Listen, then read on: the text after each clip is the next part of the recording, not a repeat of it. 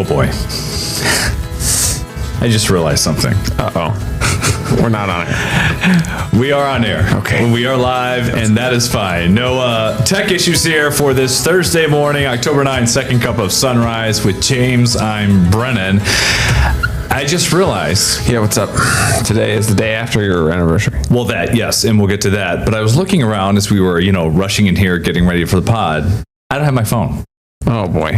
Which shouldn't matter because we're professionals. We're trying to do a job here and doing a show. Yeah. But I looked and I said, we were 5 seconds away, and I looked around and I said, wait a second. Where's your phone? How do you feel when that happens? It depends on the situation. Do you have your phone right now? Yeah. It's right here. Always. Just in case. It depends on the situation. If my wife is present in the room, I'm totally fine without having my phone. It's the one you have to have. If the weather is nice, I'm totally fine without having my phone. Those are the two circumstances where my phone could be, I don't care. I might left it in my car. Doesn't matter to me. My wife is around and it's sunny out. I think that's... Okay, so I'll tell you now when I need my phone. Yeah. If my wife is not around, if she's at work, if she's running errands, I have to have that thing on me and on ring and ready to rock if she calls. And if there's weather in the wintertime, if it's snowing outside, I need to have that phone on me at all times. So those are the two circumstances where it doesn't matter at all, or it's next to me.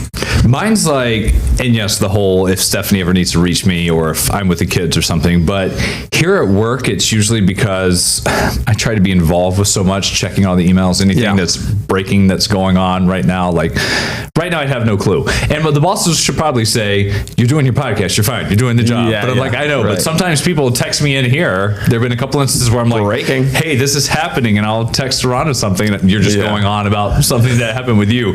I did make a mistake, speaking of phones, yesterday. 2 days ago when I picked the youngest up from daycare, I forgot her lunchbox, and it's always a big fail because the kids are like, they love their lunchbox. They don't want to have another one. Sure. It became a big thing, and I realized when I got home, and I'm like, oh no. So they had to pack a different one yesterday. Yeah. And so I have Brooklyn from school, I go to get Julia, and we get in the car, and I'm like, okay, there's only one lunchbox here that was with your stuff. I asked the teachers, and I said, where's the other one that I left?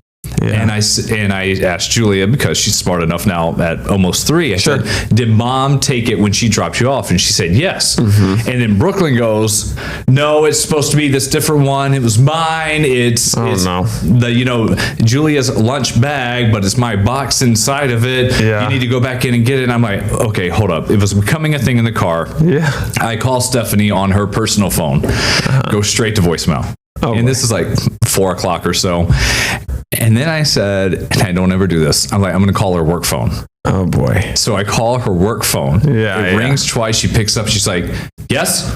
And I said, I'm so sorry. It's your work phone. The lunchbox is from school. I'm only supposed to have one, and this Moana one, whatever it was. And she's like, yes. And I was like, okay. I was just double checking. So it wasn't, I didn't miss the other one. It became a thing in the car. And she said, you called my work phone to ask me about a lunchbox? I was like, I know, I'm so sorry. Hung up, and that was done. Come to find out, she was in the middle of running a work meeting, a presentation, whether it was Zoom or in a conference room. She said, I'm sitting there at my computer and my personal phone rings and I see it shoot, and I'm like, okay, just send to voicemail. He knows I'm in a meeting. But then you call my work phone. I'm like, something happened. Car crash. He's getting the girls, whatever it may be. Fender bender, something with a girl at daycare. And she goes, but it was for a lunchbox. So she's like, I was mid-sentence and I pick up this phone. And I was like, you idiot. Happy anniversary, by the way. I would have been better off just saying that. I just wanted to wish you one more time. That's so funny. Happy anniversary. Oops. I know. Yeah, what are you going to do? So, lunchbox debacle. I know. It was. Don't ever call the work phone unless it's full-blown emergency. Right. So are you feeling the anxiety level slowly creep up? A little bit. Yes. Well, if you want to, I could talk about weather for 2 minutes if you want to run out and grab it. I'm okay. I'll be all right. Whatever's happening, other people here will take care of it. Yeah, and that's the funny thing though also. It's like I feel like there have been times when I'm away from my phone and I get that anxious feeling. And then I get my phone back and I'm like, nothing happened. Nothing. Like it was the 30 minutes that I was away from my phone, nothing happened. It's like some push alert from Yahoo Fantasy said your waiver went through, or your or like an ESPN alert or something. You're like, I got all worked up for nothing. Nothing for nothing. Nothing's really that important, brother. No, and I'm certainly not. And I always hate like just talking about myself or what's going on in my life. But I do have an update to the anniversary thing. Yesterday, Yes, that's right. I shared the video of when Scott Hansen, for people who watch NFL Red Zone on Sundays, he's the host, Touchdown Guru. He tells himself. Cool. Yes, it was a video that he did, like a cameo video on our wedding day. I tagged him on it when I said it was like 8 years to one of the best moments of my life. Yeah. He tweeted back at me yesterday, "Happy anniversary. I totally remember recording that. Glad I paid a small part. Oh. God bless you." Look at that. It's awesome. Scott and I just Hansen's said, still at it. I said, "You're the best. I'll see you Sunday." Right. Yeah. How about that? That's so fun. Just to take Nice. the time out and do that, more than just like a like or anything. Right. I mean, he's got 500,000 Twitter followers. You know? Right. It was a lot of fun. Just throw you a little message out there. He knows you watch. Yeah. I have a football predicament for you. Syracuse football plays Pitt next weekend. Okay. I have a friend who's from the Pittsburgh area, big Pittsburgh fan. He texted me 2 weeks ago and he said, "Hey, me and some friends want to come up, go to the Dome." Yeah. He came up for a Pitt basketball game last year at Syracuse, so we went. He just wanted to see that. Big sports guy. He said, "Would you want to go to the game?" And I'm like, "Yes." 18th, right? They're to the point now, yes, a week from Saturday, where they don't put out the TV times till 2 weeks out. And so it came through and it's 7:30. PM. Yes. He's coming into town next Friday with a friend. I said, "You guys can crash with us, stay." And he said, "Okay, well, we're probably going to stay in Syracuse that night." Sure. My friend wants to do stuff around Cuse the next day. Yeah. And now I got to figure out, because grandparents are out of town doing their own thing. So it's just me, Steph, and the kids. 7:30 kickoff. Steph's not going to go to the game. Right. And now I'm trying to decide, am I going to the game as well? I'd be taking my own car, then coming back that night at midnight, driving down the thruway, whatever. Yeah. Or Steph said we can make a weekend out of it and do a hotel or something. everybody. I'm like, I don't know. And you're already going away this weekend too. Yes. So it's like, you know that you're going to have a busy weekend and you're going to be coming in hot on Sunday, going back to work on Monday. Going back to work. And then that next Saturday, It's like, oh, you got another weekend of activities. yeah, like that Saturday, I'll follow you guys. We'll go to the game, and then I'll drive back by myself, get home at midnight, 1 o'clock, sleep in the weekend. Fun. I think I'm going to pass. Would the girls like it? I mean, that'd be kind of fun though. Not the game, I know. Well, they would go, but then they would probably leave early and go. True. Right. They'd be there for a quarter or so if they last that long. And having two girls walking out of that stadium at like 10:30 at night. Down the hill. First, you got to go up the hill. So I'm going there on Saturday for Monster Jam. You got Monster Truck. Yeah. And it's at 3 o'clock in the afternoon. Mm-hmm. Lovely time. Is that nap time? Well, no, I mean, the nap will be the drive to Cuse. Yeah. And then wake up, you see that 2 hours, come home. Perfect. That's when the football game should be. I know. I was really hoping. I was like, please be a noon kick or 3:30, but then it was 7:30. Yeah, I would agree with you, man. I think especially after a big weekend that you got coming up right here. Yeah. And I know the leaves are going to be waiting for me, stuff to do around the yard, around the house. I think I'm going to tell him it's just logistics, swim class, everything else going on, dad duties. I was like, but we'll have fun that Friday night. We'll go out to eat. We'll go to a bar. And then I'll say, okay, yeah, so go to Syracuse, right, and just say hi. Yeah, you don't need to go to the game. I should. I think I'll settle that, and I'll send him a clip of that. It's just such an old funny. We're just talking old man plans. I know. I was like, I'm such an old man. Like I just No, I think the process that you just went through in your brain goes through ours and our family all the time. Yeah. It's logistics, and I think we like to do the balance of a weekend of craziness and then a weekend of nothing, and a weekend of craziness and a weekend of nothing. So this weekend will be Monster Jam, and then the following weekend we'll probably not do anything. You know. So and then we'll be the next weekend will be when all the towns and villages do their trick-or-treating Halloween stuff, and then you'll have the next week, which will be Halloween itself. That's right. Going on. Yeah. So we'll settle that. Appreciate that. There you go. Yeah, helping you work through those family plans. I'm sure your wife will also appreciate that as well. I think so too. And let her sleep in on Sunday. He'll understand too. That's another thing too. And it's give her at least 1 day. She's got to do every morning out throughout the week. I feel so bad when Lauren has to do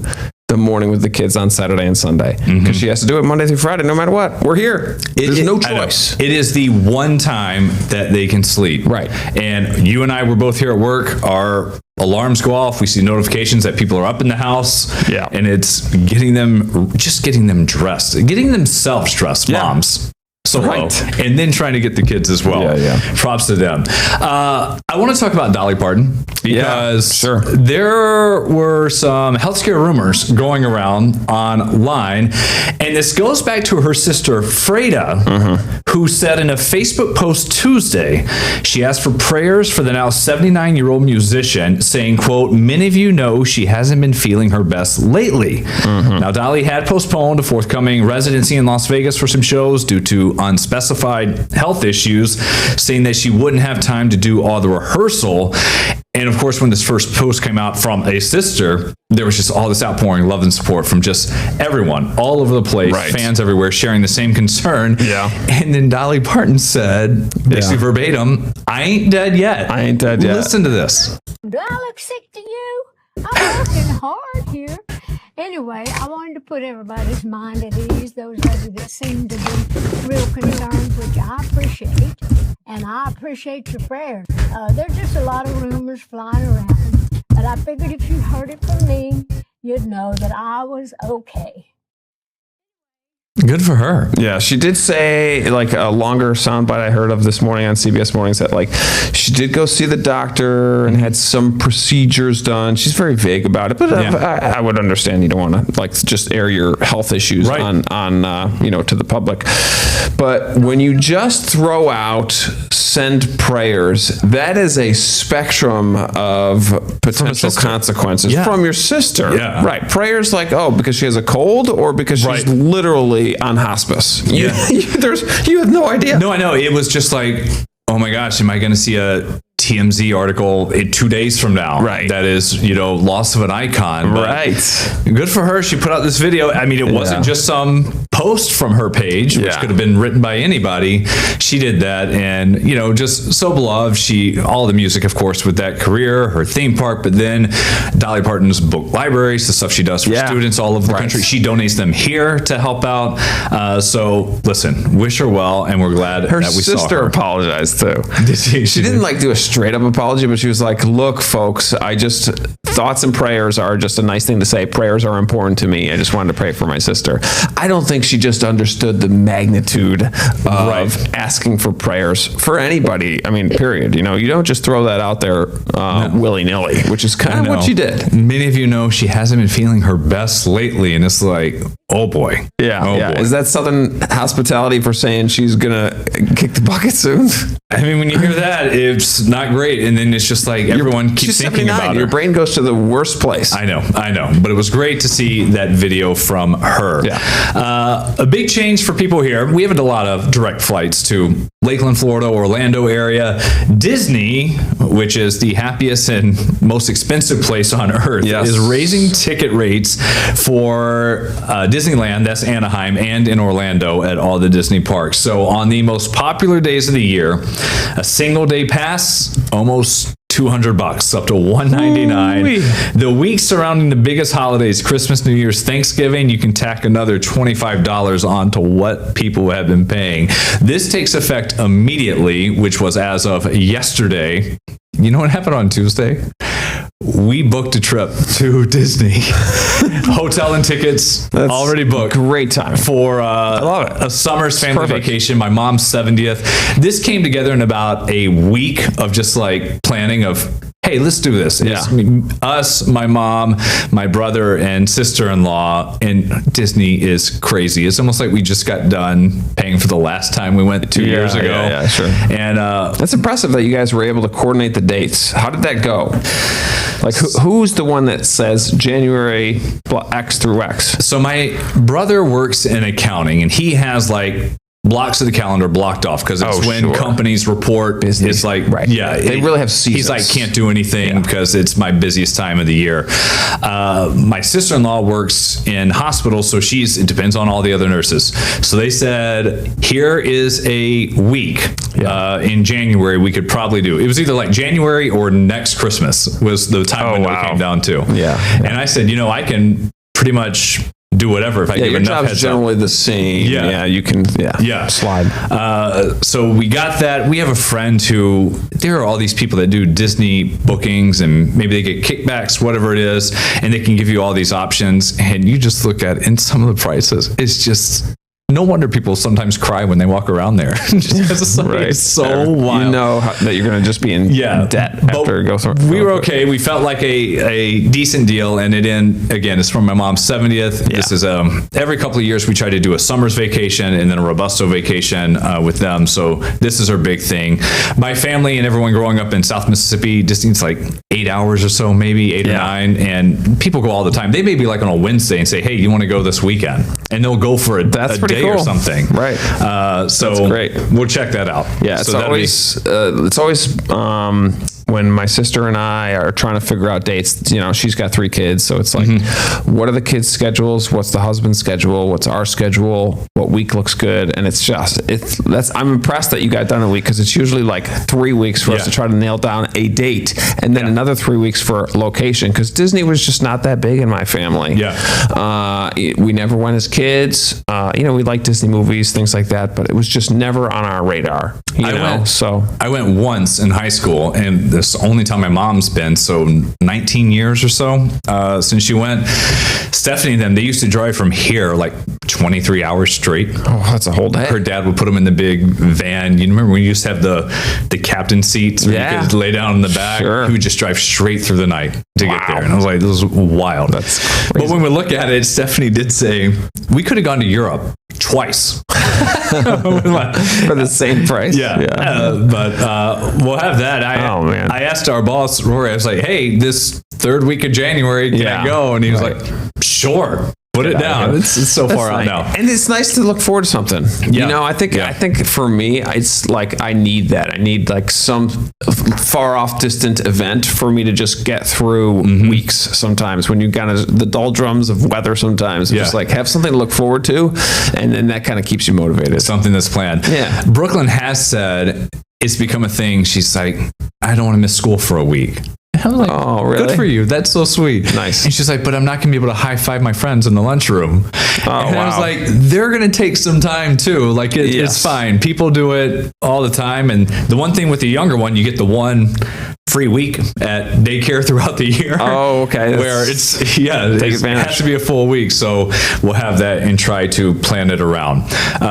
What would help with paying for this is Mega Millions. And typically when this comes around, and people ask, why do you see this on the news? It's very popular. It's one of the most read things we have on our website whenever Mega Millions or Powerball comes around. We get tired of covering it, but I know, but people have some fun. And I want to give some props to Ryan Hermanette, who did this story for us last night, because the sound bites and what people said about what they would do if they hit it, more than $500 million coming up tomorrow night.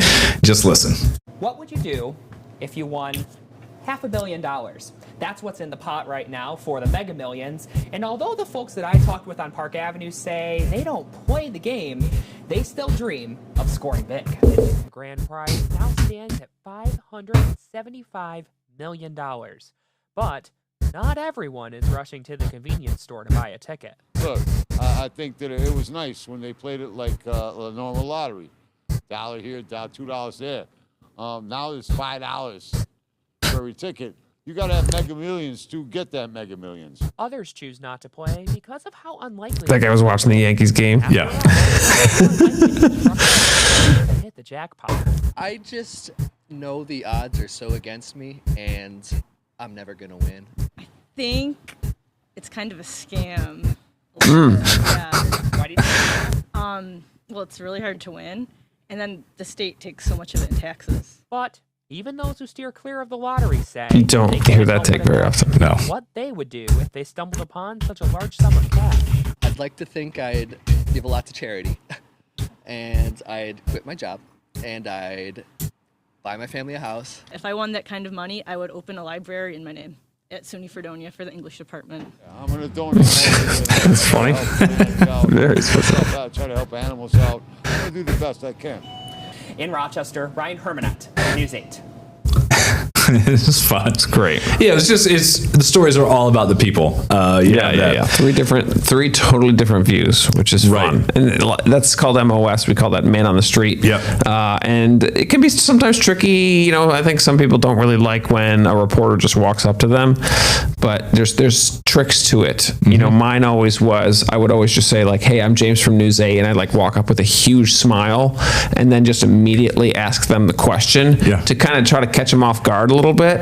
And then usually in Man on the Street it's always like a light subject. Like, what do you think of this hot weather? You know? Yeah. And sometimes it's easier if you're already rolling and the mic's already there versus sometimes there's a prelude where you go speak to someone. It's like, hey, we're doing the story. What do you guys think about this? Do you mind if I interview you? Yeah, it's too much. And then they're like, no. Sometimes you just walk around, particularly a story like that. What do you think of the lotto? Boom. Yeah, I do have. So Mega Millions hitting it is 290.5 million. Winning Powerball is 292 million. Eaten by a shark, 1 out of 264 million. Is that like fully eaten or a bit? I think this could be fully eaten. Becoming president, 32 million. Your odds on that. Struck by lightning twice. Oh, that's funny. 1 in 19 million. Fully eaten by a shark. It has to be. It has to be fully eaten, doesn't it? The president eaten by a shark. I know. Better chance. Yeah, you add all those up. Trump getting bit by a shark. Better chance. It's just That's funny. It's wild. Just those odds. But eventually, someone does have it. Yes. We're going to be right back here in just a little bit. I want to talk about what's going on at City Gate. Not the Costco gas station, but some of the other stuff that's going on. Drama. Yes, a little bit. That's coming up in just a bit.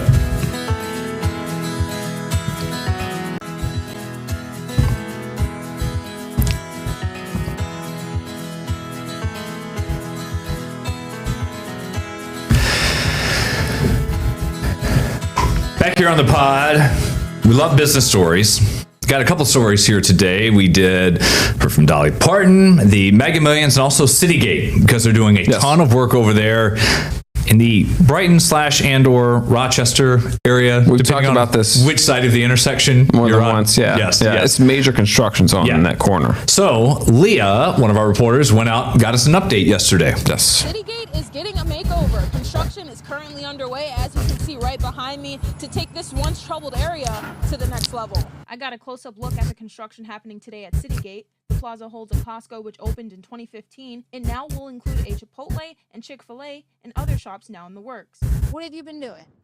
All the underground, stood the building, foundation, slab. McBay says they started building the Chick-fil-A in that spot in July, and it won't take long before it's up and running. Everything's good. We're on schedule. Looking at a mid-January grand opening. He says traffic in the area can already be busy, but with the new establishments in the works, the plaza may see the potholes on that strip are brutal. Pickup, the canopy where they order down there, this is the pickup. So our driveway and our drive-through will probably be able to hold 50 cars.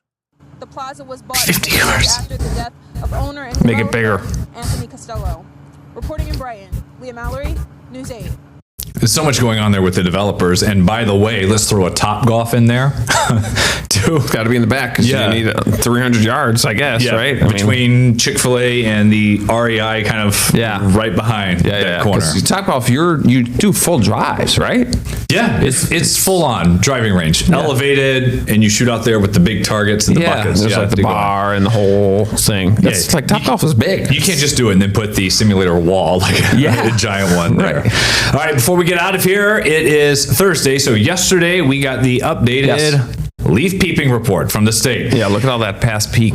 I want people to know that, yes, they put out, the state does, I Love New York Tourism Group, the map, but then you have to make this yourself. Right.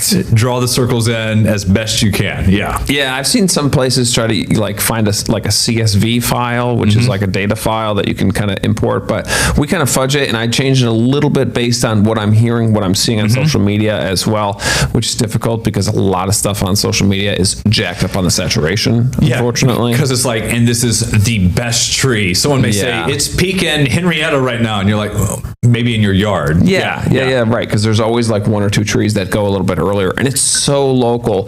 I was talking with John Kutchko last week, and he said it was incredible how different it is from. He would go areas like to the south, he was saying like along Seneca Lake or Cayuga Lake, that like south of Geneva, south of Seneca Falls wasn't that colorful, but then you went up into the city and then you had all this color. So it's really like hyper local with this color.